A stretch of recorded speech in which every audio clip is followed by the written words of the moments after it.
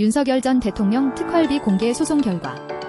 시민단체가 2023년 윤석열 전 대통령의 영화 관람비와 대통령실 특수활동비 등 내역을 공개하라며 소송을 내 2심에서 이겼으나 대법원에서 패소 취지로 뒤집혔어요. 탄핵과 조기 대선을 거치며 해당 정보가 이미 대통령 기록관으로 넘어갔다는 이유에서요. 7일 법조계에 따르면 대법원 3부는 지난 6월 한국납세자연맹이 대통령 비서실장을 상대로 낸 정보공개 거부 처분 취소 소송에서 원심의 원고 일부 승소 판결을 깨고 사건을 서울고법에 돌려보냈어요. 한국납세자연맹은 윤석열 정권이던 2023년 대통령실 특수활동비 지출 내역과 업무 추진비 집행 내역 등을 공개하라며 정보 공개를 청구했어요.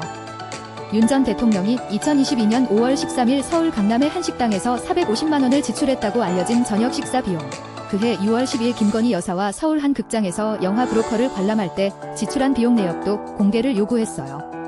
대통령실은 대부분 정보에 대한 공개를 거부했고 대통령 비서실행정심판위원회도 경호상 문제를 이유로 행정심판 청구를 기각했어요.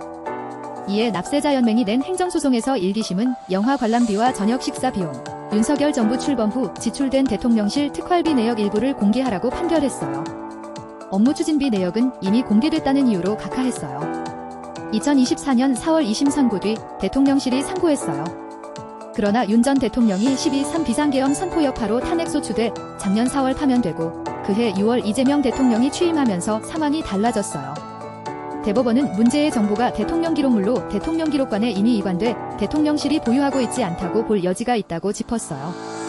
그러면서 정보공개제도는 공공기관이 보유 관리하는 정보를 그 상태대로 공개하는 제도로서 공개 청구자가 공개를 청구한 정보를 공공기관이 보유 관리하고 있지 않다면 특별한 사정이 없는 한 해당 정보에 대한 공개 거부 처분에 대해서는 취소를 구할 법률상 이익이 없다고 설명했어요. 납세자연맹이 공개를 청구한 정보 역시 대통령 기록관에 이관돼 대통령실에 남아있지 않다면 소의 이익이 없으므로 각하돼야 한다는 취지요.